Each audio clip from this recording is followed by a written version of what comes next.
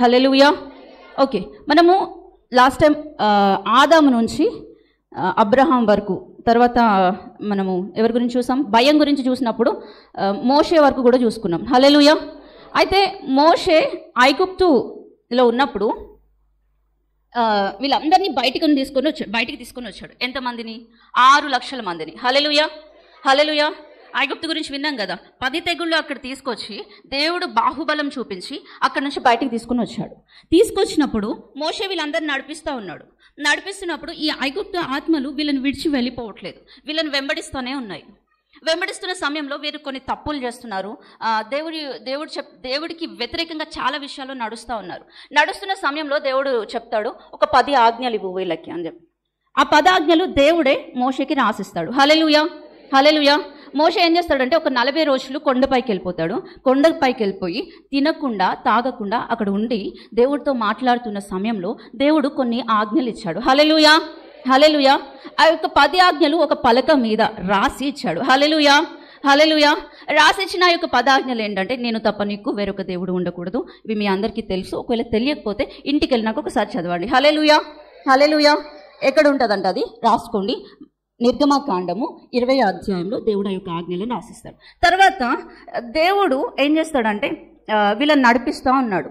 వీళ్ళు కొన్ని తప్పులు చేస్తున్నారు, కొన్ని ఒప్పులు చేస్తున్నారు. ఎట్లయితేనే వీళ్ళ ప్రయాణం ముందుకు వెళ్తున్నప్పుడు దేవుడు కొన్ని పండుగలు కూడా వాళ్ళకి చెప్పాడు. హల్లెలూయా. ఒక 7 పండుగలు చెప్పాడు. అదేవిధంగా బలులు అర్పించడం గురించి కూడా చెప్పాడు. హల్లెలూయా.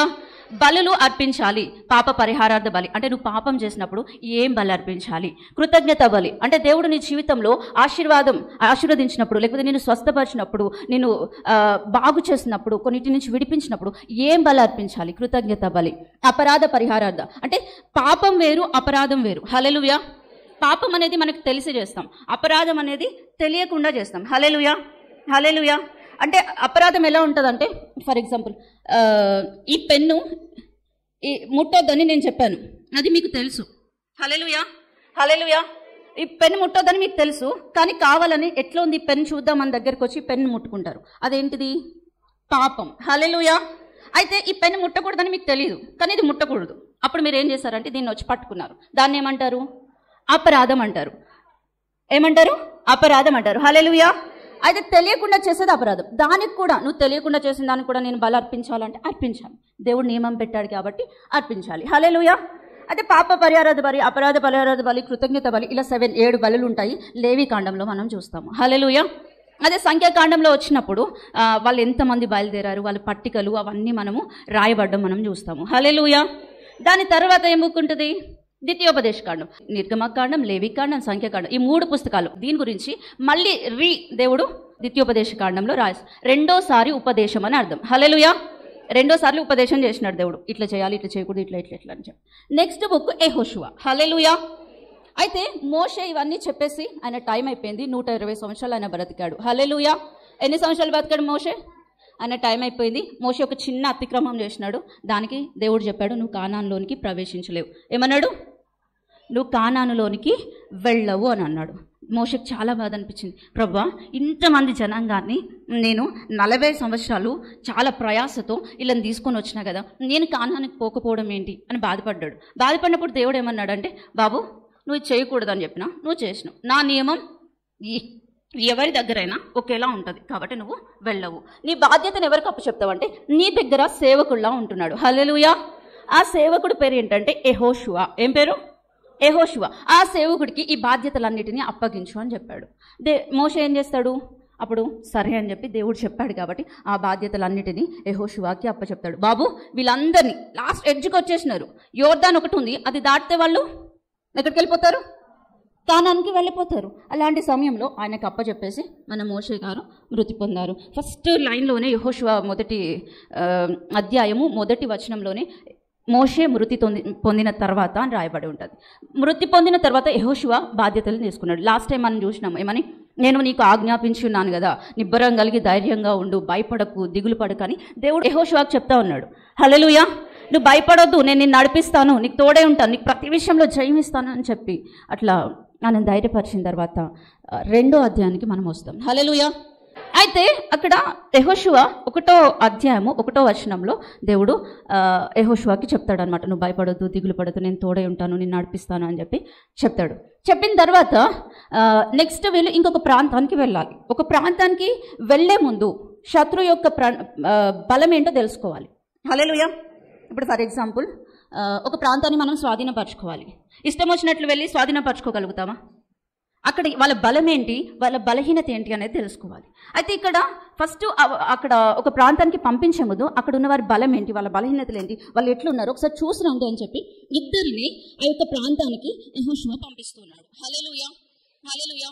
ఎంతమందిని పంపిస్తున్నాడు? ఇద్దరిని. ఒకసారి యెహోషువ ఓపెన్ చేయండి అందరూ. యెహోషువ 2వ అధ్యాయము. ఓకే, మనం ఇక్కడ ఎవరిని చూస్తున్నామంటే రాహాబును చూస్తున్నాం. ఒక ఎరుకో పట్టణాన్ని చూస్తున్నాం. ఎరుకో పట్టణము అంటే ఇంకా చంద్రునికి సంబంధించిన దేవత యొక్క పట్టణం. ఏం పట్టణం? చంద్రుణ్ణి అక్కడ ఉన్న వాళ్ళందరూ ఆరాధించేవాళ్ళు, చంద్రుడికి పూజలు చేస్తూ ఉండేవాళ్ళు అనమాట. అలాంటి పట్టణంని వీళ్ళు యెహోషువ అదేవిధంగా ఇశ్రాయేలు ప్రజలు కొంతమంది వచ్చి స్వాధీనం చేసుకోవడానికి వస్తూ ఉన్నారు. వస్తున్నప్పుడు ముందు ఇద్దరిని వేగుల వారిని ఆ పట్టణ పరిస్థితులు ఎలా ఉన్నాయో తెలుసుకోవడానికి పంపించారనమాట. పంపించినప్పుడు వీళ్ళిద్దరు వెళ్ళారు. ఇంకా లోపలికి ఎంటర్ అవుదాము అనుకునే సమయంలోనే ఏమైందంటే వీళ్ళకి తెలిసిపోయింది, ఎవరికి? రాజుకి తెలిసింది. ఏమైందండి, ఇక్కడ ఇద్దరు వేగుల వాళ్ళు వస్తున్నారు, ఈ పట్టణాన్ని పట్టేసుకుంటారు, తీసుకొని నాశనం చేసేస్తారు. ఆల్రెడీ వీళ్ళకి ఇన్ఫర్మేషన్ ఉంది, ఈ యెహోషువ వచ్చి స్వాధీనం చేసుకుంటాడని చెప్పి. కాబట్టి వీళ్ళు ఏమంటారు, ఎక్కడ దిగుతారు అనేది ఆలోచించి ఈ వేశ్య ఇంటికి, రాహాబు అనే వేశ్య ఒక ఆమె ఉంది. వేశ్యలు ఎక్కడ ఉండేవాళ్ళంటే ప్రాకారం, రోడ్లు. ఇప్పుడు ఎక్కడ ఉంటారు వేశ్యలు? రోడ్ల మీద ఉంటారు, పక్కన, అంటే ఒక సైడ్కి రోడ్డు పక్కన ఎక్కడో ఉంటారు వాళ్ళు. అలాంటి దగ్గరనే వీళ్ళు కూడా, ఈ వేశ్య కూడా ఉంటుంది. ఈమె చాలా దౌర్భాగ్యమైన స్థితి. వేశ్య అనగానే మనం ఎలా చూస్తాం? ఒక అసహ్యకరమైన జీవితం ఆమె జీవిస్తుంది అని చూస్తాం కదా. అలాంటి ఏమంటారు, అవమానకరమైన స్థితిలో పాపిష్టి జీవితాన్ని జీవిస్తున్న ఆమె ఇంటికి ఎవరు వచ్చారు? వేగుల వారు వచ్చారు. వేగుల వారు వచ్చారు కానీ ఇక్కడ వీళ్ళు పాపం చేయట్లేదు. హల్లెలూయా, హల్లెలూయా. అయితే చాలాసార్లు మనం ఉండే ప్రాంగణం కానీ, లేకపోతే మనం ఉండే పరిసరాలు కానీ, లేకపోతే మనకుండే ఇల్లు కానీ ఎలా ఉంటుందంటే మన చుట్టూ ఉన్న జనాంగం అంతా పాపిస్తులానే కనబడతారు, లేకపోతే నిజంగానే పాపంలో జీవిస్తుండొచ్చు. కానీ ఈ వేగుల వారు ఇక్కడికి అడుగు పెట్టిన తర్వాత వీళ్ళు ఏం పాపము చేయట్లేదు. హల్లెలూయా, హల్లెలూయా. నువ్వు జాబ్ చేసే దగ్గర, నువ్వు పని చేసే దగ్గర అక్కడ ఉన్న వాళ్ళందరూ తాగుబోతులు అయి ఉండొచ్చు, తిరిగిపోతులు అయి ఉండొచ్చు. కానీ వాళ్ళు తాగుతున్నారు కదా అని నేను వెళ్ళి తాగుతా అంటే కరెక్టా? హల్లెలూయా, హల్లెలూయా. ఇక్కడ ఈ వేగుల వారు పాపిష్టి దాని ఇంట్లోకి పోయినారు, కానీ పాపాన్ని ఏం చేయలేదు, ఏం చేయలేదు, అంటించుకోలేదు. ఈమె కొంచెం కూడా ఏమంటలేదు, వీళ్ళిద్దరికి ఏమంటలేదు, పాపము అంటలేదు. ఈ రోజుల్లో బ్రదర్స్ చాలామంది, లేకపోతే సిస్టర్స్ కూడా అనుకోండి, ఏంటంటే నా సమాజం అట్లా ఉందండి, నేను పనిచేసే దగ్గర నా చుట్టుపక్కల వాళ్ళందరూ తాగుతారండి, అందుకే నేను తాగుతున్నా అని చెప్పేవాళ్ళు ఉన్నారు. ఈరోజు నువ్వు తీర్మానం తీసుకోవాలి. హల్లెలూయా, హల్లెలూయా. నేను పాపిష్టి జనాంగం మధ్యలో ఉన్నా కూడా ఏం చేయను, పాపము చేయను. ఈ వేగుల వారు వచ్చారు, ఇక్కడ దిగారు. ఎవరింట్లో? ఆమె పేరు రాహాబు. హల్లెలూయా, హల్లెలూయా. రాహాబు అనే ఒక వేశ్య ఇంట్లో దిగారు. ఈ వర్తమానం రాజుకు తెలిసిపోయింది. రాజు వెళ్ళి ఏం చేస్తున్నాడంటే ఇద్దరు సైనికులను పంపిస్తున్నారు. ఇగో పలానా వాళ్ళ ఇంట్లో ఈ వేగుల వారు వచ్చి దిగారు, వాళ్ళని పట్టుకోండి, వాళ్ళని చంపేద్దాం. అప్పుడు వాళ్ళకి భయం వేస్తుంది, మనం పంపించిన వాళ్ళని మళ్ళీ తిరిగి రాలే కాబట్టి వాళ్ళకి భయం వేస్తుంది, కాబట్టి మనం వాళ్ళని పట్టుకోవడానికి వెళ్ళండి అని. వీళ్ళు వస్తున్న విషయము రాహాబుకు తెలిసింది. హల్లెలూయా. వెంటనే రాహాబు ఏం చేసిందంటే ఆ ఇద్దరు సేవకులను, యెహోషువ ప్లేస్లో దేవుడిని తీసుకోండి, వీళ్ళిద్దరిని సేవకుల్లా తీసుకోండి, సేవకులు వాళ్ళు ఆ వేగుల వారిని ఇద్దరిని తీసుకెళ్ళి ఒక దగ్గర దాచిపెడతా ఉంది. హల్లెలూయా, హల్లెలూయా. ఇక్కడ మనం చూసినట్లయితే ఇంకొకటి దీని నుంచి మనం నేర్చుకోవచ్చు. ఏంటంటే ఈ యొక్క రాహాబు వేశ్య, పాపి, దుర్మార్గురాలు, ఏదైనా అనేక మంది జీవితాలను నాశనం చేసి ఉండొచ్చు. అట్లాంటి ఆమె సేవకులను ఏం చేస్తుందంట, దాచిపెడుతుంది. ఈరోజు విశ్వాసులము, పరిశుద్ధులము, తెల్ల బట్టలు వేసుకుంటాము, కానీ మనం సేవకులను ఏం చేస్తామంటే బయట వేస్తాం. వాళ్ళలో ఉన్న చిన్న మిస్టేక్స్ తీసి ఏం చేస్తాము, బయట పెడతా ఉంటాం. హల్లెలూయా, హల్లెలూయా. పాపిష్టిది ఏం చేస్తుంది, దాచిపెడుతుంది. పరమాత్ములు బిడ్డలమని మనం ఏం చేస్తున్నాం, బయట పెడుతున్నాం. పక్కన విశ్వాసదో, లేకపోతే పాస్టర్దో, లేకపోతే ఎవరిదైనా చిన్న మిస్టేక్ తెలిస్తే దాన్ని ఏం చేస్తాం, ఏదో అంటూ ఉంటారు, కడుపు ఉబ్బిపోతుంది అంటారంట. మరి అది సినిమా డైలాగ్ ఏదో తెలియదు, కానీ అందరి నోట్లో మాత్రం ఇది ఉంటుంది. హల్లెలూయా, హల్లెలూయా. ఆ విషయం తెలిస్తే కడుపులో ఆగదు, పక్కోడికి వెంటనే ఫోన్ చేయాలి, చేసి ఇట్లా అయ్యిందిరా, ఇట్లయింది మామ అని చెప్తే అబ్బా ఆహా, అప్పుడు కడుపులో పంతా ఏమవుతుంది? తగ్గిపోతుంది. హల్లెలూయా. ఇక్కడ ఎవరు పాపిస్ట్ ఆమె ఏం చేస్తుందంట? దాచిపడుతుంది. ఈ పరమాత్మల బిడ్డలు ఏం చేస్తున్నారు? ఇది మార్చుకోవాలి సంఘంలో మనం. హల్లెలూయా. నీకేదైనా విషయం తెలిస్తే, ఎవరి గురించి అన్నా తెలిస్తే, నీకు బాధ అనిపిస్తే ప్రార్థన చేయి. నీకు ఒకవేళ ఏమంటారు నొప్పి కలిగిస్తే దేవుడికి చెప్పుకో, ప్రభా ఈ విషయంలో నాకు నొప్పి అయింది ప్రభా, బాధ అనిపించింది ప్రభా అని దేవుడికి చెప్పు. పక్కనోడికి చెప్తే నీకు పరిష్కారం అనేది రాదు. హల్లెలూయా, హల్లెలూయా, హల్లెలూయా. ఇక్కడ ఈ విధంగా అయింది. నెక్స్ట్ ఏంటి? అక్కడ ఆమె దాచిపెడతా ఉంది. దాచిపెట్టిన తర్వాత వాళ్ళు వచ్చారు. వాళ్ళు వచ్చినాక వాళ్ళకి చాలా తెలివిగా సమాధానం చెప్తుంది. నిజంగా రాహాబుకి అదొక డేంజర్ జోన్, అవునే కదా? వీళ్ళ సైనికులకి ఈమె దాచిపెట్టింది అనే విషయం తెలిస్తే ఖచ్చితంగా వెంటనే ఆమెను చంపేస్తారు. చంపుతారా? చంపరా? హల్లెలూయా. చంపేస్తారు. అట్లాంటి డేంజర్ జోన్లో ఈమె ధైర్యం తెచ్చుకుంది. హల్లెలూయా, హల్లెలూయా. ఏమన్నా కానీ నా ప్రాణం పోతే పోని, హల్లెలూయా, పోతే పోని, నేను మాత్రం వీళ్ళని కాపాడుతా. నువ్వు సేవకులను కాపాడే స్థితిలో ఉన్నావా, లేకపోతే సేవకులను దేవుని బిడ్డలను అప్పగించే స్థితిలో ఉన్నావా? జ్ఞానవంతురాలు తన ఇల్లును కట్టుకుంటుందంట, 3 రాళ్ళు తన చేత్తో తన ఇల్లును పెరికి వేసుకుంటుందంట. ఇంకొక స్త్రీ ఉంది బైబిల్లో. ఆ స్త్రీ పేరు ఏంటంటే యెజబెలు. హల్లెలూయా. ఏం పేరు? ఆమె ఇశ్రాయేలు రాజుకి భార్య. హల్లెలూయా. అయితే ఈ భార్య ఏం చేస్తుందంటే ఒక సేవకుడిని చంపాలని ప్రయత్నం చేస్తుంది. ఆ సేవకుడి పేరు ఏలియా. ఏం పేరు? ఏలియా. ఈ సేవకుడు తనంతటా తనే చచ్చిపోవాలి. ఎట్లా? ఏలియా ఒక రోజు ఒక దగ్గర కూర్చొని, ఒక చెట్టు కింద కూర్చొని, ప్రభా అయిపోయింది ప్రభా, నా ప్రాణం తీసుకుంటా ప్రభా నేను అని ఒక ఫ్రస్ట్రేషన్లోకి వెళ్ళిపోయినాడు. ఎందుకంటే ఈ యెజబెలు వెనకాల పడ్డం బట్టి. హల్లెలూయా, హల్లెలూయా. అయితే ఈమె 3 రాళ్ళు కొన్ని సంవత్సరాలు అయిన తర్వాత, కొన్ని రోజులైనాక, సంవత్సరాలు కూడా పట్టలేదు, చచ్చిపోయింది. చచ్చిపోతే ఆమె రక్తానంట కుక్కలు నాకాయంట. ఎవరు నాకారు? కుక్కలు నాకాయంట. ఆమె కాకుండా వాళ్ళ కుటుంబం మొత్తము నాశనం అయిపోయింది. తన భర్త చచ్చిపోయినాడు. హల్లెలూయా. తన కుటుంబంలో అందరూ నాశనం అయిపోయింది. ఆ యొక్క జనరేషన్ ఎండ్ అయిపోయింది. అట్లా అయిపోయింది. 3 రాళ్ళు ఏం చేస్తుంది? తన ఇల్లుని చేతులతో పెరికేసుకుంటుంది. జ్ఞానవంతురాలు తన ఇల్లుని కట్టుకుంటుందంట. హల్లెలూయా. అయితే ఇక్కడ రాహాబు ధైర్యం తెచ్చుకుంది. ఏం తెచ్చుకుంది? ధైర్యం తెచ్చుకుంది. చాలాసార్లు మనం కూడా పిరికి వారిలాగా ఉంటాము. మంచి పనులే చేస్తాము, కానీ ఏం చేస్తాం? భయపడతాం. మంచి పని చేయడానికి భయం ఎందుకు? అర్థమవుతుందా? తప్పులు చేసే వాళ్ళేమో ధైర్యంగా తప్పు చేస్తారు, కానీ మంచి చేయడానికి వాళ్ళేమనుకుంటారు, వీళ్ళేమనుకుంటారు, ఆమెమంటదు, ఈమెమంటదు. హల్లెలూయా, హల్లెలూయా. ఇక్కడ ఈమె దేవుని యొక్క పని చేయడానికి, ఇప్పుడు దేవుడి పనే కదా ఇది, ఈ యొక్క ఇజ్రాయేలు ప్రజలందరినీ కాపాడడం ఎవరి పని? ఎవరి పని? దేవుడి పని. దేవుడి పని చేయడానికి ఈమె ఏం చేస్తుంది? ధైర్యం తెచ్చుకుంటుంది. హెబ్రీయులకు రాసిన పత్రిక 11వ అధ్యాయంలో ఉంటుంది. నువ్వు ఏదైతే ధైర్యం ఉందో దాన్ని గట్టిగా పట్టుకో, దానికి ప్రతిఫలం ఖచ్చితంగా వస్తుంది. మనం ముందుకు చదువుతున్న కొలది ఆమె ఏం ప్రతిఫలం పొందుకుందాం మనం చూస్తాం. హల్లెలూయా, హల్లెలూయా. ఇక్కడ ఈమె ధైర్యం తెచ్చుకుని వాళ్ళని కాపాడింది. తర్వాత ఏం చేస్తుందంటే, వీళ్ళు సైనికులు వచ్చిన తర్వాత, ఇదిగో వాళ్ళు వచ్చిన మాట వాస్తవమే, కానీ వాళ్ళు వెళ్ళిపోయారు. ఊరి గవిని వెయ్యబడక ముందు, వాళ్ళు తప్పించుకోక ముందే మీరు వెళ్ళండి, మీరు వెళ్ళి వాళ్ళని పట్టుకోండి అని చెప్పగానే వీళ్ళు ఏం చేస్తున్నారు? రిటర్న్ అయ్యారు. అక్కడ సమయోచితమైన జ్ఞానాన్ని ఉపయోగించింది. హల్లెలూయా, హల్లెలూయా. ఎంతమందికి జ్ఞానం ఉంది? ఒక ప్రాబ్లం వచ్చినప్పుడు దాన్ని మనము ఏ విధంగా సాల్వ్ చేస్తున్నాము? ఆ టైమ్లీ యాక్ట్ మనకుందా? హల్లెలూయా, హల్లెలూయా. ఆ టైంలో కరెక్ట్గా మనము మన బ్రెయిన్ యూజ్ చేస్తున్నామా, లేకపోతే పక్కన ఉన్న వాళ్ళందరినీ నిందిస్తూ వస్తున్నామా? ఇక్కడ ఆమెకి ఏమొచ్చింది? ప్రాబ్లం వచ్చింది. డెత్, ఏమంటారు, మరణం అనేది ఈమె మెడ మీదకి వచ్చింది. అవునా కదా? బై మిస్టేక్ వాళ్ళు ఉన్నది తెలిసిందంటే అయిపోయి చచ్చిపోయింది. కానీ అక్కడ ఆమె జ్ఞానాన్ని ఉపయోగించింది. ఫస్ట్ చెప్పింది ఇలా వచ్చింది నిజమే, కానీ వెళ్ళిపోయినారు అని చెప్పినాక మళ్ళీ తర్వాత వాళ్ళని కిందకి దించాక వీళ్ళతో మాట్లాడుతుంది. హల్లెలూయా. ఇగోండి మిమ్మల్ని కాపాడినా కదా, మీరు నాకేం చేయాలి? ఉపకారం చేయాలి. హల్లెలూయా. నాకు ఉపకారం చేయాలి. ఏం ఉపకారం చేయాలి అని అడిగితే, మీరు ఎట్లా ఈ యొక్క ప్రాంతాన్ని పట్టుకుంటారని నాకు తెలుసు. నేను విన్నా, ఏమని? మీ దేవుడు ఎర్ర సముద్రాన్ని ఆరిపోజేశాడు. హల్లెలూయా. వినుట వలన ఏమొస్తుంది? విశ్వాసం వస్తుంది. హల్లెలూయా. వినుట ఎవరి గురించి? క్రీస్తుని గురించిన మాట వలన. ఇక్కడ ఈమె విన్నది ఏమని విన్నది?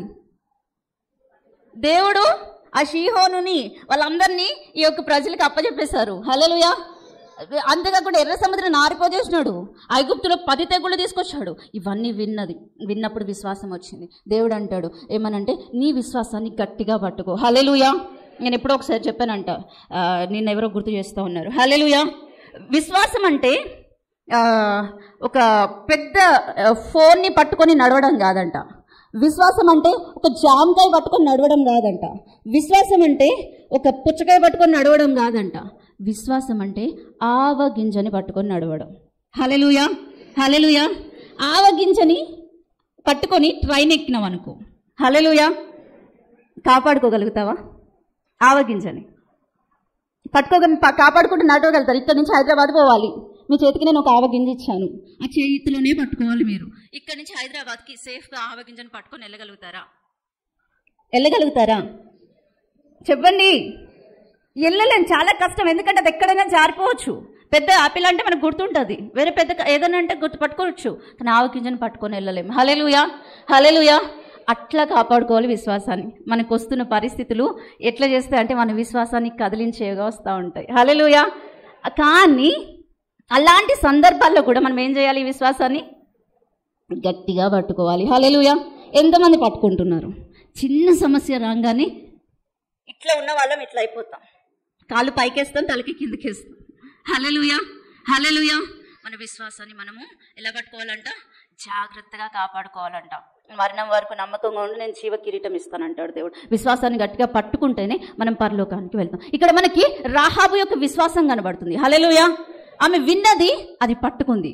ఆమెకి నిరీక్షణ ఉంది. ఏమనంటే, ఖచ్చితంగా వీళ్ళకి నేను ఉపకారం చేస్తే వీళ్ళు ఏం చేస్తారు? నన్ను ఎక్కడ తీసుకెళ్తారు? కానానికి తీసుకెళ్తారు. దాచిపెట్టగానే వీళ్ళకి అడుగుతుంది. ఇక్కడ ఒక ఒప్పందం చేసుకుంటుంది. హల్లెలూయా. హల్లెలూయా. ఇగో నేను మీకు ఇది చేశాను కదా, నాకు ఇది చెయ్యండి. ఏం అడిగి ఉండొచ్చు ఆమె? ఆ ప్లేస్లో మీరుంటే ఏం చేస్తారు? నేనుంటే ఏం చేస్తాను? ఒకవేళ మన అందరం ఉంటే నాకు తెలిసి నన్ను, మా అమ్మని, బాగా ఇష్టం ఉంటే మా నాన్నని ఉంటే, మళ్ళీ అన్న కూడా ఉంటాడు పక్కన. హల్లెలూయా. హల్లెలూయా. ఉండరు, నన్ను కాపాడు అని చెప్తాం, మమ్మల్ని తీసుకెళ్ళండి అంటాం. కానీ ఈమె వేశ్య, పాపిస్తుంది, పనికి మాలింది, వ్యర్థమైన జీవితం జీవిస్తుంది. కానీ మేము అడుగుతుంది తెలుసా? ఒకసారి వర్డ్స్ చదవండి, చాలా మంచిగా అడుగుతుందండి. ఒకసారి చదవండి. యెహోషువ 2వ అధ్యాయము 18వ వచనం. అందరూ ఒకసారి చదవండి, గట్టిగా చదవండి. నేను మీకు చేసి తిని కనుక మీరును నా తండ్రి ఇంటికి ఉపకారం చేసి నాకు నిజమైన ఆనవాళ్ళనిచ్చి నా తండ్రియు, నా తల్లియు, నా అన్నదమ్ములను, నా అక్క చెల్లులను, వారికి కలిగి ఉన్న వారందరూ చావకుండా బ్రతకనిచ్చి రక్షించున్నట్లుగా దయచేసి యెహోవా తోడని ప్రమాణము చేడి. హల్లెలూయా. హల్లెలూయా. తల్లంట, తండ్రంట, ఇంకా అన్నదమ్ములంట, అక్క చెల్లెళ్ళంట, వాళ్ళకి కలిగి ఉన్నవారంట. ఇప్పుడు అక్క చెల్లెలకి ఏముంటారు? వాళ్ళకి పెళ్ళిళ్ళు అయి ఉండొచ్చా? వాళ్ళకి పిల్లలు ఉండొచ్చా? వాళ్ళ పిల్లలు ఉండొచ్చా? మళ్ళీ వాళ్ళకి రిలేషన్స్ ఉండొచ్చా? హల్లెలూయా. హల్లెలూయా. వీళ్ళందరిని ఏం చేయాలంట? కాపాడాలంట. ఇక్కడ ఈమె స్వార్థపూరితమైన జీవితాన్ని జీవించట్లేదు. హల్లెలూయా. ఒక విశ్వాసిగా మనకు లోపల ఏముండొద్దు? స్వార్థం ఉండొద్దు. హల్లెలూయా. లాస్ట్ డేస్లో ప్రేమ చల్లారిపోతుందంటే చల్లారిపోయింది. హల్లెలూయా. హల్లెలూయా. రక్షణ కోసం ప్రార్థన చేయాల్సిన మనం చచ్చిపోతే బాగుండు అనే స్థితిలోనికి వెళ్ళిపోతున్నాము. చాలా దారుణమైన స్థితి. కానీ ఇక్కడ ఒక పాపాత్మురాలు, వేశ్య, ఆమె ఏం చేస్తుంది? తన కుటుంబాన్ని అంతటిని రక్షించుకోవాలని విజ్ఞాపనం చేస్తుంది. ఎంతమంది ఈ రోజుల్లో విజ్ఞాపన చేస్తున్నారు? దేవుని యొక్క రాకడ అతి సమీపంగా ఉంది. హల్లెలూయా. ఎంతమంది విజ్ఞాపన చేస్తున్నావు? ఎంతమంది కోసం రోధిస్తున్నాము? నువ్వు రక్షణ పొందితే సరిపోతుందా? నీ కుటుంబం మొత్తం నరకానికి వెళ్ళినా ఏం కాదా? చెప్పండి. మన కుటుంబం అంతా నరకానికి వెళ్ళినా పర్వాలేదా? ఒకప్పుడు భక్తులు అంటే గంటలు ఏడ్చేవారంట మోకాళ్ళ ముందు. వాళ్ళ మోకాళ్ళు జీవితము ఎలా అయిపోయేదంటే ఆ గుంటలు పడే అంత స్థితిలోకి వెళ్ళిపోయేదంటే. ఎక్కడుంది ఇప్పుడు మనకి? నేను నన్ను కూడా కలుపుకునే మాట్లాడుతున్నాను. ఎక్కడుంది? ఆలోచించాలి. ఎందుకంటే దేవుని యొక్క రాకడ అతి సమీపంగా ఉంది. ఇక్కడ ఈ వేశ్య ఏం చేస్తుంది? విశ్వాసం, నిరీక్షణ ఉంది. నేను కాపాడబడతాను, నా యొక్క జనాంగం అంతా కాపాడబడుతుంది అనే ఒక నిరీక్షణతో ఆమె ఏం చేస్తుంది? అక్కడ ఒప్పందం చేస్తుంది. మరి దేవుడికి చెప్పినావా నువ్వు ఎప్పుడైనా? దేవుడా, నేను నీకు ఈ పని చేస్తున్నా కదా, మరి నాకేమిస్తావు అని అడిగినావా? అడుగుతారు, ఇదైతే చేస్తారు. హల్లెలూయా. హల్లెలూయా. అడుగుతాం. కానీ ఈ యొక్క మైండ్ సెట్ రక్షణ కార్యాల మీద పెడితే బాగుంటుంది. హల్లెలూయా.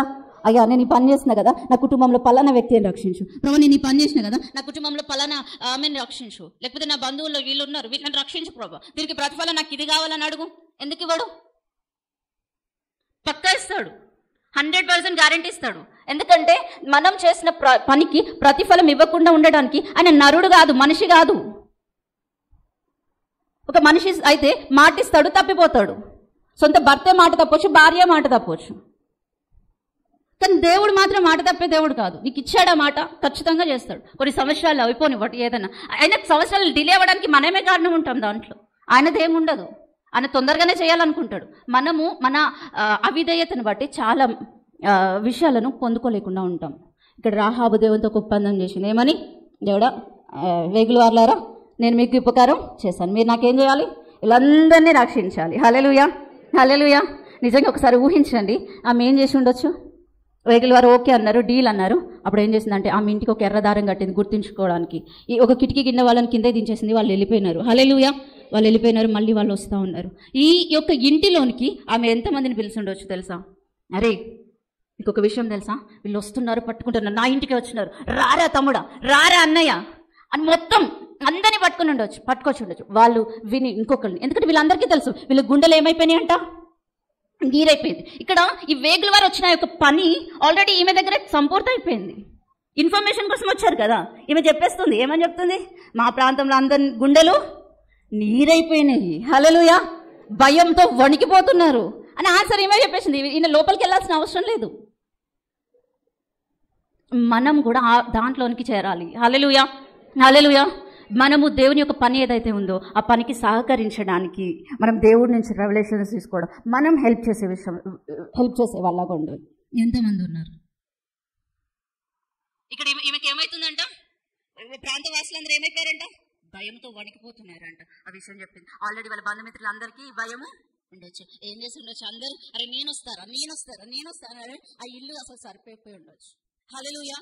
ఎంతమందిని రక్షించుకుంది ఒక వేశ్య? మరి నువ్వు పవిత్రురాలు, పవిత్రుడు, ఎంతమందిని రక్షిస్తున్నావు?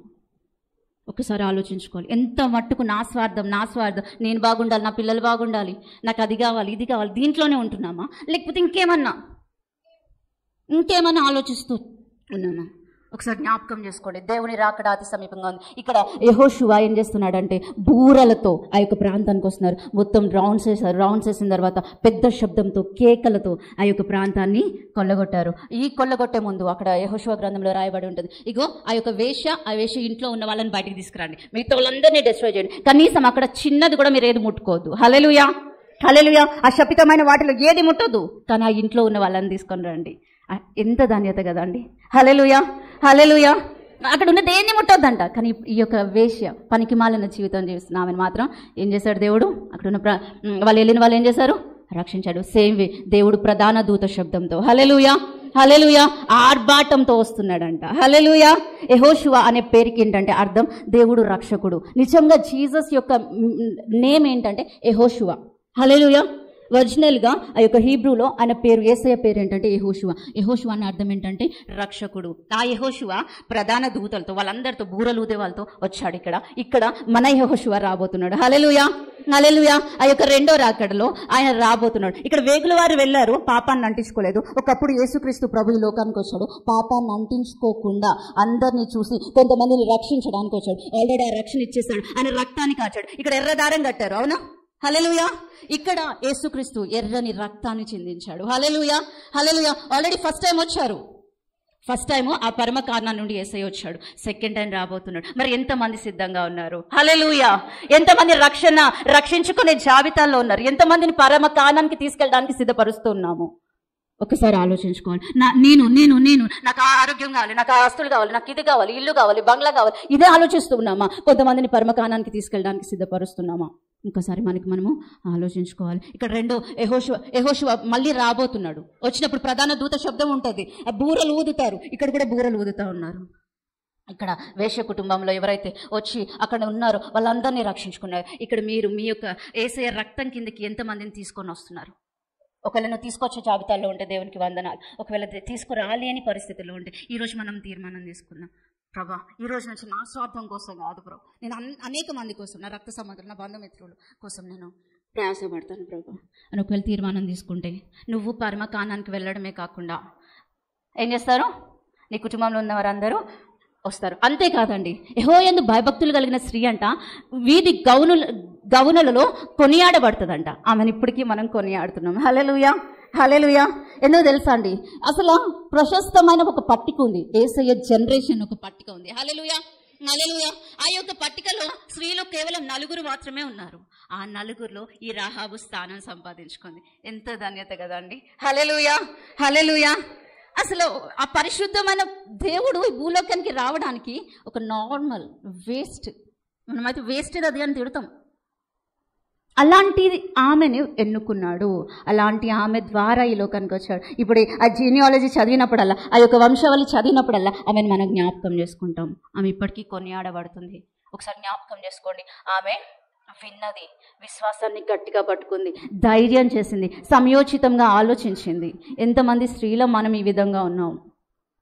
3 రాళ్ళలాగా మన యొక్క కుటుంబాన్ని, మన సంఘాన్ని, మన ప్రాంతాన్ని డిస్ట్రాయ్ చేసే దాంట్లో ఉంటున్నామా, లేకపోతే జ్ఞానం కలిగిన వారిలాగా బిహేవ్ చేస్తున్నామా? హల్లెలూయా, హల్లెలూయా, హల్లెలూయా. ఏ జాబితాలో ఉన్నాము? జ్ఞానవంతురాలు తన ఇల్లును కట్టుకుంటుందంట. హల్లెలూయా. ఎంతమంది మన ఇళ్ళని కట్టుకుంటున్నాము ఒకసారి మనము ఆలోచించాలి. కానీ దేవుని రాకడ మాత్రం అతి సమీపంగా ఉంది. ఆ యెహోషువ ఎట్లా వచ్చిండో ఈ యేసయ్య కూడా రాబోతున్నాడు అనేది 100% కరెక్ట్. హల్లెలూయా. నువ్వు నమ్మినా నమ్మకపోయినా కొంతమంది భక్తులు అరిచి చెప్తున్నారు. ఏంటి తెలుసా, అప్పుడు 7 బూరలు కదా, 7 రోజులు సైలెంట్గా ఉన్నారు కదా, 7 సంవత్సరాల్లో దేవుని యొక్క రాకడ రాబోతుందని చెప్తున్నారు. అరిచి చెప్తున్నారు. పెద్ద పెద్ద భక్తులు, ఆఫ్రికన్స్, వీళ్ళందరూ వినండి. ఓన్లీ 7 years మాత్రమే మనకు ఉందంట. అరిచి చెప్తున్నారు, బల్ల గుద్ది చెప్తున్నారు. ఎప్పటి నుంచో దేవుడు వస్తాడు చూద్దాం, ఇంకా ఇది నడవదు. జస్ట్ 7 years లోపు అంటున్నారు. 7 years డిక్లేర్ కూడా చేయట్లే, 7 years లోపల వస్తారంట. అన్ని సూచక్రియలు, అన్నీ ఏవైతే దేవుడు చెప్పాడో సైన్స్, అవన్నీ అయిపోతూ ఉన్నాయి. అంత్య దినాల్లో ఏం జరుగుతాయన్నాడో అవన్నీ జరుగుతూ ఉన్నాయి. కానీ మనం మాత్రం సిద్ధపడి లేము. నువ్వు మీ ఫ్యామిలీ మెంబర్స్ గురించి కాదండి, మనమే ఒకసారి ఆలోచించుకుందాం, ఎంత ప్రిపేర్డ్ అయి ఉన్నాము. బయట వాళ్ళ గురించి కాదు, ఒక్కసారి మన స్వీపరిశీలన అంటారు కదా, స్వీపరిశీలన అది చేసుకుందాం ఒకసారి. నువ్వు నిజమైన క్రైస్తవుడు అంటే ఒక 100 రోజులు మత్తయి సువార్త 5, 6, 7 అధ్యాయాలు చదువు, వేరే అధ్యాయం చదవకు. దాంట్లో నేను పాటించావంటే నువ్వు నిజమైన క్రైస్తవురాలివి. యేసయ్య చెప్పిన బోధ అది. 100 రోజులు చదవండి, 200 రోజులు చదవండి, 300 రోజులు, నువ్వు బతికిన దినములను అవి చదివి అది పాటిస్తే చాలు, పరలోకం పోతావు. బైబిల్ అంతా తిరిగేసి చెప్పేస్తాం, ఆ చేతబడి గురించి, ఈ చేతబడి గురించి, దాని గురించి, దీని గురించి. ఈ 5 అధ్యాయాలు పాటించమంటే చేత కాదు. ఈ చెంప మీద కొడితే ఈ చెంప చూపించమన్నాడు, ఎడ చూపిస్తున్నావు?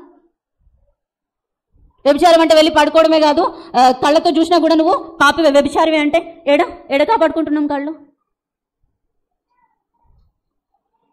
ఉన్నాయి దాంట్లో మత్తయి సువార్త 5, 6, 7 అధ్యాయాలు పాటించు చాలు. నిన్ను వల్ల నీ పొరుగువాన్ని ప్రేమించమన్నాడు దేవుడు. ఎక్కడ ప్రేమిస్తున్నావు? నా శరీరం అయితే నేను సుఖంగా కాపాడుకోవాలి, వేరే వాళ్ళకైతే రుద్దేస్తా ఏదైనా. ఎక్కడ ఈ 5, 6 అధ్యాయాలు ఎవరు పాటిస్తున్నాడు? ఈ వారం మొత్తం చదవండి. నిజమైన క్రైస్తవుడికి ఉండవలసిన లక్షణాలు ఉంటాయి దాంట్లో. దేవుడి చిత్తము, అట్లాంటి పెద్ద పెద్ద డైలాగ్స్ వద్దు, ఇంకా వేస్ట్. దేవుడి చిత్తం చేస్తాను నేను, అది చేస్తా, ఇది చేస్తా.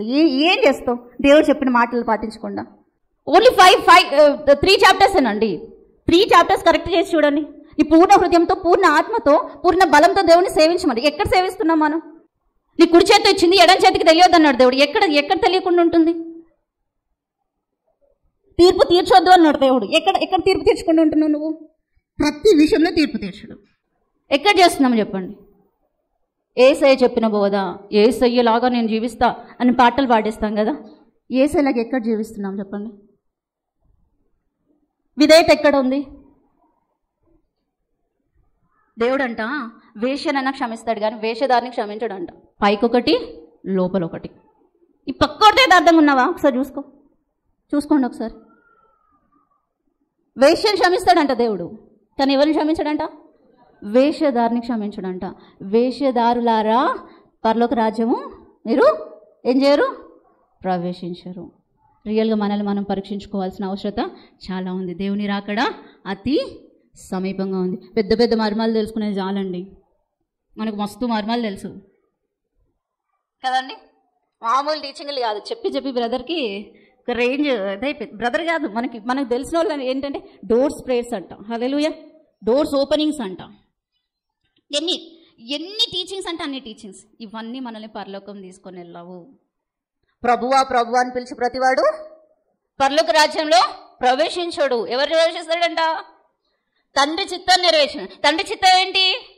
యేసయ్య చెప్పింది చేయడమే తండ్రి చిత్తం. ఇవాళ రేపు ఆమెను చేసుకోమన్నాడు దేవుడు, ఇది నా తండ్రి చిత్తం. ఈమెను చేసుకోమన్నాడు, ఇది తండ్రి చిత్తం. ఇవి కాదు సొల్లు మాటలు అవన్నీ. తండ్రి చిత్తం అంటే ఏంటి? అన్నము పానం కాదంట, పరిశుద్ధాత్మ అందులో ఆనందం అంట. ఎంతమంది పరిశుద్ధాత్మలో ఆనందిస్తున్నాం మనం? ఎవరైనా పొగిడితే ఫుల్ హ్యాపీ. ఎంతమందికి పొగిడితే హ్యాపీగా ఉంటుంది? మీరు పైకి చేయకపోయినా హ్యాపీనే. అదొక మాట అంటే.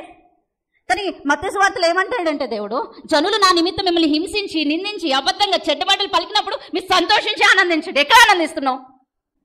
తిడుతున్నాను అనుకోకండి, నేను తిట్టట్లేదు, ఎవరిని తిట్టలేదు, దయచేసి క్షమించండి.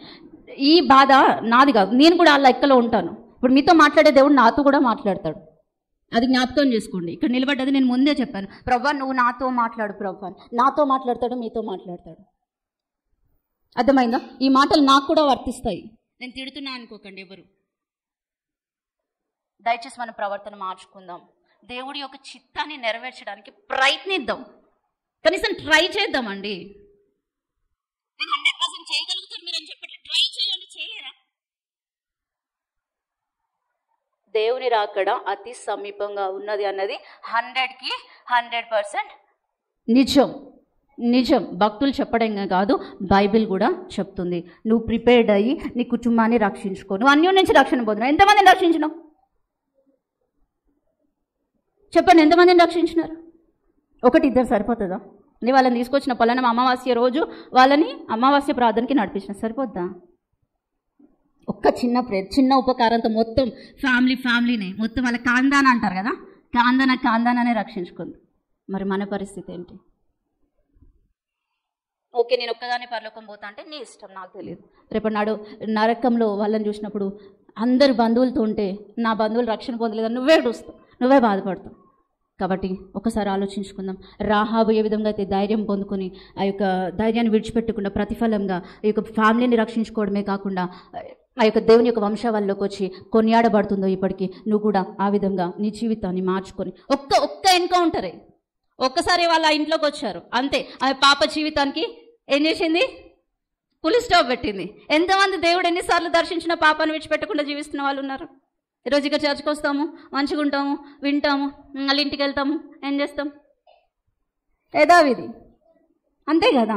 ఒకటే ఎన్కౌంటర్కి ఆమె ఏమైంది? సౌలుకి ఒకటే ఎన్కౌంటర్. ప్రతిసారి దేవుడు దర్శించినాడా? ఒక్కటే ఎన్కౌంటర్కి సౌలు మారిపోయాడు. బైబిల్లో ఎవరినైనా చూడండి ఒకటే ఎన్కౌంటర్. మరి మనకెందుకు అవ్వట్లేదు? ఎన్నిసార్లు దేవుడు మాట్లాడిన అదే జీవితం. ఒకసారి ఆలోచించాలండి. మనం పరీక్షించుకోవడానికి ఇవి మాటలు మాట్లాడుతున్నాం. యెహోషువ అక్కడ వాళ్ళందరినీ తీసుకుని వచ్చాను. ఇక్కడ మన యెహోషువ యేసు ప్రభు మళ్ళీ తిరిగి రాబోతున్నాడు. ప్రిపేర్ చేసుకొని తీసుకుపోతారు. ఇక్కడ వీళ్ళందరిని అంటే తీసుకొని వెళ్ళి వేరే వాళ్ళని వీళ్ళు పాలెం లోపలికి రానియరండి, ఎంట్రన్స్ ఉండదు. అంటే బయట దేశం వాళ్ళని కానీ బయట వాళ్ళని వీళ్ళు లోపలికి యూదులను తప్ప వేరే వాళ్ళని రానియరు. కానీ ఇక్కడ వీళ్ళందరినీ తీసుకొని వచ్చారు. వీళ్ళు పాలెం వెలుపల కుటుంబాన్ని మొత్తాన్ని పెట్టారు. అంటే అది ఇది అనుకోండి, అతి పరిశుద్ధ స్థలము ఆవరణంలో వాళ్ళ ఫ్యామిలీ మొత్తం ఉన్నారు. ఈ యొక్క వేశ్య ఎవరినైతే అందరినీ కాపాడిందో ఆమె మాత్రం లోపలికి వచ్చింది. ఆ యొక్క యూదుడిని ఒక ఆయనని పెళ్లి చేసుకుంది. హల్లెలూయా, హల్లెలూయా. ఎవరు తెలుసా? ఈమె బోయాజు యొక్క తల్లి. హల్లెలూయా. బోయాజు తెలియని వాళ్ళు ఎవరైనా ఉన్నారా? బోయాజు అందరికీ తెలుసు. బోయాజు యొక్క తల్లి ఈ యొక్క అబ్రహాము వంశావళిలోనికి ఎంటర్ అవ్వగలిగింది. హల్లెలూయా, హల్లెలూయా. ఎంతమంది అబ్రహాం యొక్క వంశావళిలోనికి ఎంటర్ అయ్యే స్థితిలో ఉన్నారు? ఒకసారి మనల్ని మనం పరీక్షించుకుందాం. అందరం లేచి నిలబడి ప్రార్థన చేద్దాం. కొద్ది నిమిషాలు మన కుటుంబాల కోసం కూడా విజ్ఞాపన చేద్దాం. ఈ సమయంలో ఎవరైనా చచ్చిపోయాక ఏడవడం కాదు, బతుకున్నప్పుడు వాళ్ళ కోసం ఏడిస్తే వాళ్ళని మనం రక్షించుకోగలుగుతాం. ప్రార్థన చేయండి. ఎవరు మౌనంగా ఉండకండి. పుట్టుక క్రైస్తవుడువో లేకపోతే కొన్ని సంవత్సరాలు అవుతుందేమో నువ్వు రక్షణ పొంది, ఎంతమందిని రక్షించావని ఒకవేళ దేవుడిని నేను అడిగితే ఏంటి నీ జవాబు? ఆ యొక్క ఘోర పాపి అయిన రాహాబు విన్నది అంతే. ఆ యొక్క విశ్వాసాన్ని గట్టిగా పట్టుకొని ఒక్కసారికి తన కుటుంబం అందరినీ రక్షించుకుని కొన్ని సంవత్సరాల నుంచి నువ్వు ప్రార్థన చేస్తున్నావేమో, మరి ఎందుకు రక్షణ పొందట్లేదు? ఏంటి రీజన్? అలాంటి విశ్వాసం లేదా? అలాంటి ధైర్యం లేదా? అలాంటి సమయోచితమైన జ్ఞానం లేదా? ఎందుకు పొందుకోలేకపోతున్నా? అడుగు దేవుణ్ణి. అక్కడ ఆమె డేర్గా అడుగుతుంది, వాళ్ళని నాకు ఉపకారం చేయాలంతే మీరు అంటుంది. అడగండి, దేవుణ్ణి అడగండి. మనము ఆయన కృప ఆసనం యొద్దకు ధైర్యంగా వెళ్ళగలుగుతామంట. యేసుక్రీస్తు ద్వారా వెళ్ళండి, ఆయన సింహాసనం దగ్గరికి వెళ్ళండి. ఇప్పుడు అడగండి దేవుణ్ణి, ప్రభా కార్యం చేయండి. దేవా ధైర్యంగా వస్తున్నాం ప్రభా, నువ్వు ఎందుకు చేయట్లేదు? నీకోసం నాన్న ప్రభా నేను చేసినవి ఒకవేళ సరిపోవట్లేదా ప్రభా? నేను చేశాను కదా, దానికి ప్రతిఫలం ఏది ప్రభా అని అడగండి. ప్లీజ్ నోట్లు తెరవండి, ప్రార్థించండి. హృదయాలు తెరవండి.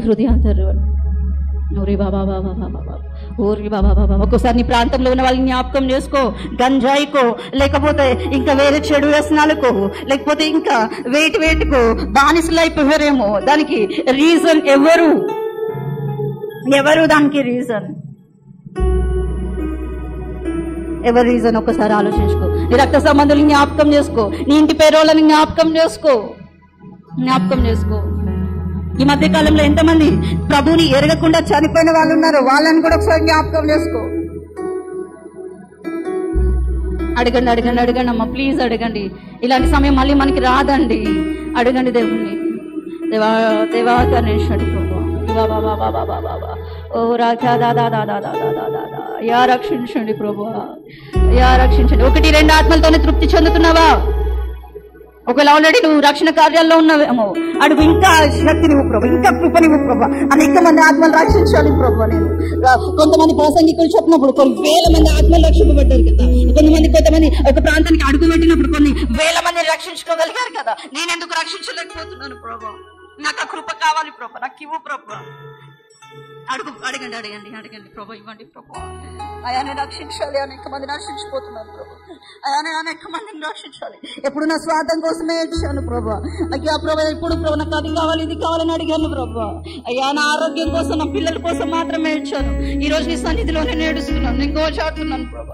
అయ్యా సహాయం చేయండి ప్రభు. అయ్యా నా రక్త సంబంధుల బంధుమిత్రులను రక్షించండి ప్రభు అని ఓపెన్ మీ హృదయాలు తెరవండి. హృదయాలు తెరిచి దేవుణ్ణి అడగండి. నీ కూతురు రక్షణ పొందలేదేమో, నీ కొడుకు రక్షణ పొందలేదేమో, అడుగు దేవుణ్ణి. ప్రభు రక్షించు ప్రభు. నీ భర్త ఇంకా రక్షణలోకి రాలేదేమో, దేవుణ్ణి అడుగు ప్రభు, రక్షించు ప్రభు. అయ్యా రక్షించండి ప్రభు. అయ్యా నరకం భయంకరమైనది, అక్కడ అగ్ని ఆరదు ప్రభు, పురుగు చావదు ప్రభు. ఆ భయంకరమైన నరకంలోనికి ప్రభు నా కుటుంబం వెళ్ళొద్దు, నా రక్త సంబంధం వెళ్ళొద్దు, నా బిడ్డలు వెళ్ళొద్దు ప్రభు. అయ్యా రక్షించండి ప్రభు. స్వార్థం లేకుండా నిస్వార్థంగా దేవుణ్ణి అడుగు. దేవా రక్షించండి. నీ ప్రాంతాన్ని జ్ఞాపకం చేసుకో, నీ చుట్టూ ఉన్న వాళ్ళని జ్ఞాపకం చేసుకో.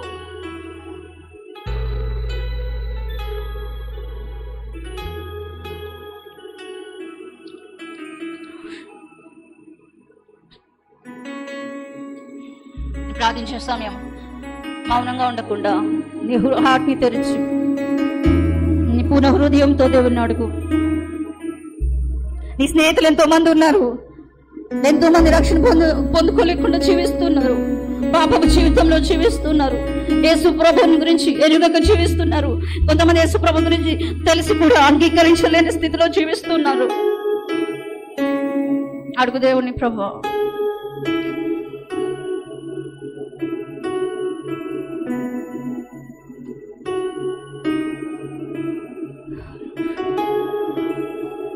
నా భర్త బంధువులు లేకపోతే వాళ్ళ బంధువులు వీళ్ళ బంధువులు పక్కన పెట్టు. నీ యొక్క కుటుంబం యొక్క బాధ్యత దేవుడు నీకే అప్పచెప్పాడు, అది జ్ఞాపకం చేసుకో. నీ యొక్క వంశంలో దేవుడు నిన్నే ఎన్నుకున్నాడు. ఏర్పరచబడిన జనాంగంలో నువ్వే ఉన్నావు. ఆ యొక్క ఎరుకో పట్టణంలో చాలా మంది ఉన్నారు, కానీ రాహాబును మాత్రమే ఎన్నుకున్నాడు. పనికి మళ్ళిన దాన్ని నేను అది చేశాను, ఇది చేశాను, ఈ తప్పు చేస్తాను, దేవుడు నన్ను వాడుకుంటాడా? అవును, దేవుడికి నువ్వే కావాలి, దేవుడికి నువ్వే కావాలి. ఈ సమయంలో నిన్ను ఆయనకు సమర్పించుకో. నువ్వు ఆయన నేను ఒక గొప్ప సాధనంగా వాడుకోవాలని ఆశపడుతున్నాడు. ఘోరంగా యేసు ప్రభువుని ఆయన యొక్క శిష్యులను హింసించిన ఆ యొక్క సౌలును దర్శించి దేవుడు పౌలుగా మార్చి అనేక మంది అన్యజనులకు వెలుగుగా ఆయన పెట్టున్నాడు. ఒకవేళ నువ్వు కూడా ఎంతో మందిని హింసించిన జాబితాలో ఉన్నావేమో, నీ మాటలో, నీ క్రియలో, నీ చేష్టలో దేవుని బిడ్డలని హింసించిన దాంట్లో ఉన్నాయేమో. కానీ ఈ రోజు ఆయన ఆశపడుతున్నాడు, ఆయన నేను దర్శిస్తూ ఉన్నాడు. నేను మార్చి అన్యజనులకు వెలుగుగా నేను నియమింపబోతున్నాను. Surrender your life. నీ జీవితాన్ని ఆయనకు సమర్పించుకో. లోకంలో ఒక గొప్ప వెలుగుగా నేను చూపించబోతున్నాడు. నీ వెలుగులోనికి అనేక మంది రాబోతూ ఉన్నారు. Surrender your life. నీ జీవితాన్ని ఆయనకు సమర్పించుకో. ఆయన తన దృష్టి నీ పైన ఉంది. ఆ దృష్టిలోంచి నువ్వు తప్పించుకోలేవు.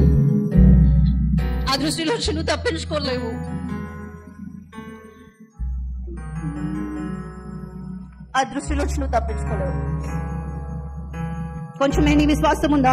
అల్ప విశ్వాసంలో ఉన్నావా? దాన్ని వృద్ధి పొందించమని దేవుణ్ణి అడుగు. నా విశ్వాసం కొంచెమే ప్రభువా, అది నేను పట్టుకోలేకపోతున్నా, అది జారిపోతుంది ప్రభువా. నేను ఎదుర్కొన్న సందర్భాలను బట్టి ప్రభువా నా విశ్వాసాన్ని విడిచిపెట్టేస్తున్నాను ప్రభువా.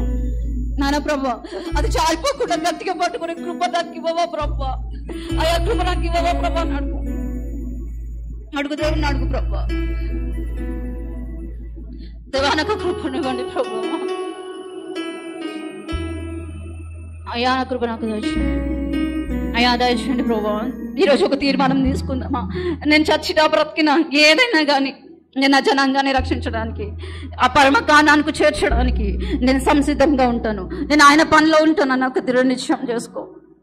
ఒకవేళ ఆ నిశ్చేత నువ్వు తీసుకుంటుంటే ఒకసారి నీ కుడి హస్తాన్ని పైకెత్తి ప్రభా నేను నశించిపోతున్న ఆత్మల కోసం ప్రభా, నా బంధుమిత్రుల కోసం, నా రక్త సంబంధుల కోసం ప్రభా, నాయన ప్రభా ఈ రోజు నుంచి విజ్ఞాపన చేస్తాను ప్రభా. ఇన్ని రోజులు ప్రభా తెలిసి తెలియకుండానే నా స్వార్థం కోసం అడిగాను ప్రభా. నా స్వార్థం కోసమే జీవించాను ప్రభా. నేను అపరాధిని ప్రభా, నన్ను క్షమించాను. ఇది మొదలుకొని ప్రభా నేను నశించిపోతున్న ఆత్మల కొరకు విజ్ఞాపన చేస్తాను ప్రభా. తీర్మానం తీసుకుంటుండగానే ఆ యొక్క విజ్ఞాపన ఆత్మని నేను దిగి వస్తుంది. నీ హృదయంలో తెలియని ఒక భారంతో నువ్వు నింపబడుతున్నావు. ఆ యొక్క భారంతో ఆత్మలో రక్షణ కొరికిన భారం నీ హృదయంలో పెడుతున్నాడు. తీసుకుంటుండగానే ఆ యొక్క పరిశుద్ధ ఆత్మదేవుడు నీ పైకి దిగి వస్తున్నాడు. విజ్ఞాపనకర్త నీ పైకి దిగి వస్తున్నాడు. ఆ విజ్ఞాపన ఆత్మ నీ పైకి దిగి వస్తుంది. ఆ యొక్క భారాన్ని వాపకు ప్రార్థించు. అందరి మీదకి దిగి వస్తుంది. అది వెనకాల ఉన్న చాలా మంది మీదకి. బ్రదర్స్, ఆ యొక్క విజ్ఞాపనాత్మ మీ మీద కుమ్మరింపబడుతుంది.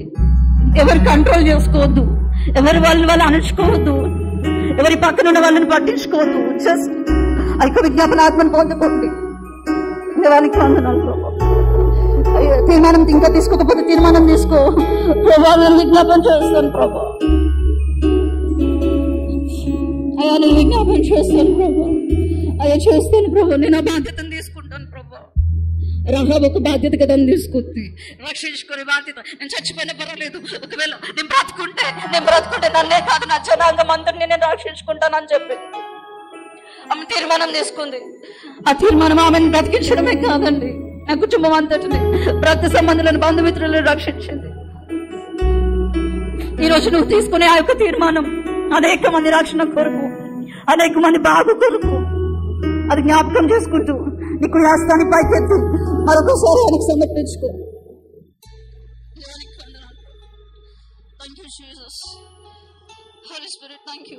పరిశుద్ధాత్మ దేవ మా మధ్యలో మీరు సంచరిస్తున్నారు.